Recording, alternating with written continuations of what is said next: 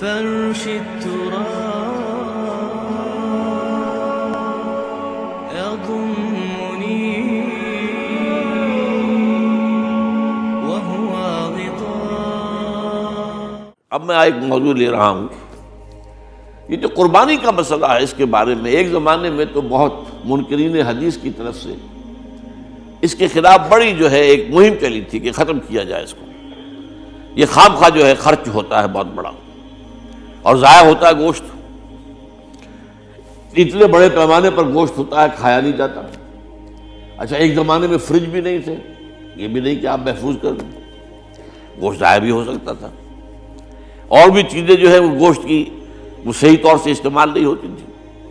تو اس کے اوپر بڑا پروپیگنڈا منکرین حدیث کا رہا کہ یہ جو ہے قربانی صرف حج کے موقع پر ہے.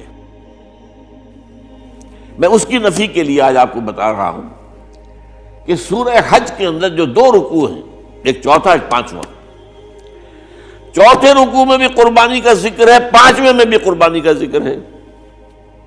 یہ ایک دم جو ہے ایک جگہ پر جو دو طرح کی قربانیوں کا ذکر ہو رہا ہے، یہ کیوں ہو رہا ہے؟ چوتھے رکوع میں وہ مناسک حج کے ساتھ اس کا ذکر ہے، وہاں جو فرمایا گیا لِيَشْهَدُوا مَنَافِعَ لَهُمْ وَيَذْكُرُوا اسْمَ اللَّهِ عَلَىٰ مَا رَزَقَهُم مِّن بَهِيمَةِ الْأَنْعَامِ فِي أَيَّامٍ مَّعْلُومَاتٍ عَلَىٰ مَا رَزَقَهُم مِّن بَهِيمَةِ الْأَنْعَامِ فَكُلُوا مِنْهَا وَأَطْعِمُوا الْبَائِسَ الْفَقِيرَ. وہاں پہ قربانیاں دو، پھر اللہ کا نام لو ان جانوروں پر جو اللہ نے تمہیں عطا کیے ہیں، ان جو معین دنوں کے اندر دو، فی ایام معلومات، اور پھر اس میں سے خود بھی کھاؤ. اور جو ہے جو جیسے صدقہ کا گوشت ہوتا ہے وہ نہیں ہے، وہ قربانی کا گوشت ہے، اس میں سے آپ خود بھی کھائیں اور غرباء کو کھلائیں، غریبوں کو دیں، مساکین کو دیں. تو یہ پورا حکم آ چکا ہے چوتھے رکوع کے اندر. پانچواں رکوع پورا کا پورا جو ہے وہ عید الاضحیٰ پر ہے میرے نزدیک.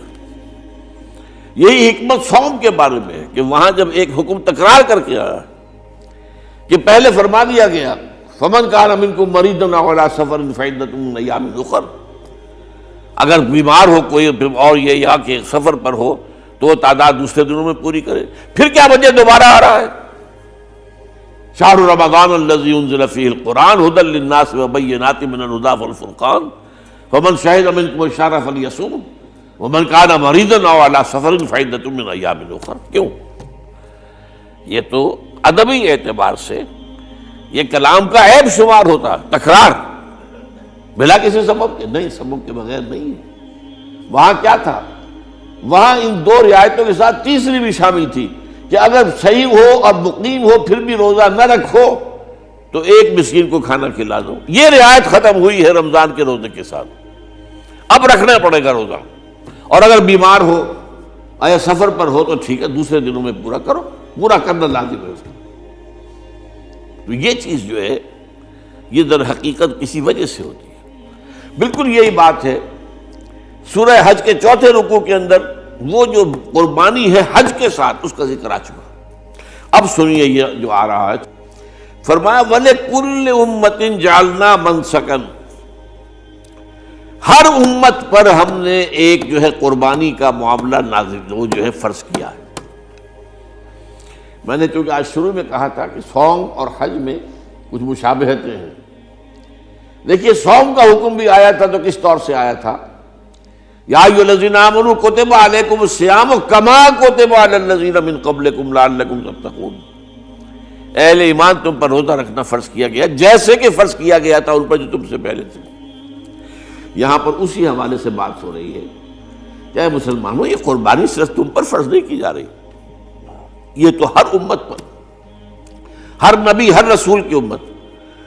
وَلِكُلِّ أُمَّةٍ جَعَلْنَا مَنْسَكًا لِيَذْكُرُوا اسْمَ اللَّهِ عَلَيْهَا، تاکہ وہ نام لیں اللہ کا، عَلَىٰ مَا رَزَقَهُم مِّن بَهِیمَةِ الْأَنْعَامِ، جو کچھ اللہ تعالیٰ نے انہیں رزق دیا ہے.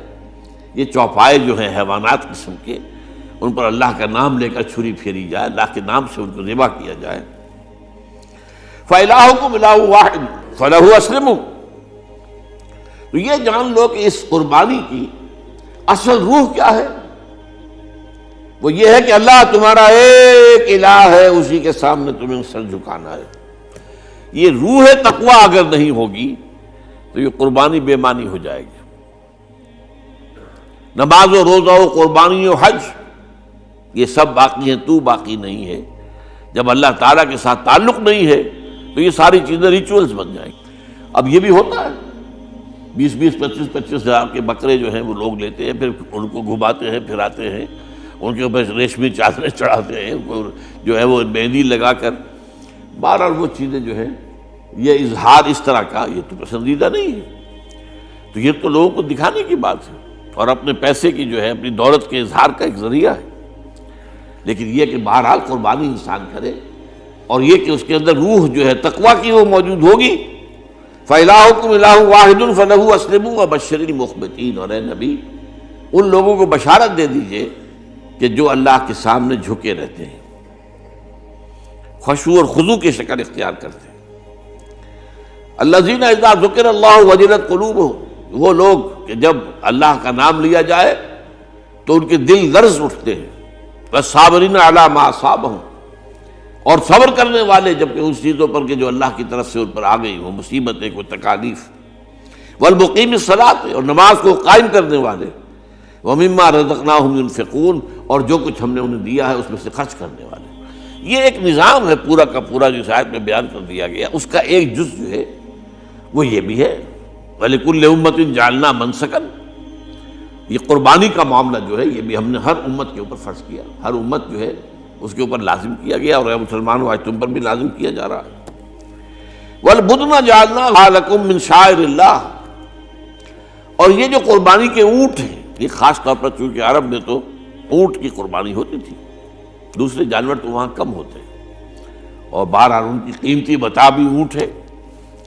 وَالْبُدْنَ جَعَلْنَاهَا لَكُم مِّن شَعَائِرِ اللَّهِ، یہ اللہ تعالیٰ کے شاعر میں سے یہ اونٹ جو ہے یہ قربانی کا اونٹ ہے، یہ مکے لے جایا جا رہا ہے، یا یہ بکرے اور یہ مینڈے جو ہیں یہ قربانی کے ہیں، یہ وہاں جا رہے ہیں، تو یہ بھی گویا کہ ایک طرح سے اللہ کی نشانیاں بن جاتی ہیں۔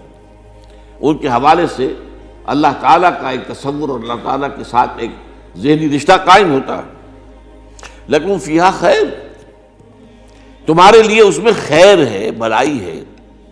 چنانچہ جب وہ جاتے تھے حج کے لیے تو جو بھی ان کے ساتھ دودھ دینے والا جانور ہے، قربانی کی نیت ہے لیکن دودھ جو ہے اس کا استعمال کر سکتے ہیں درمیان میں، اور بھی کوئی اگر ان کی کوئی چیزوں سے فائدہ اٹھانا ہو، لکم فیہا خیر۔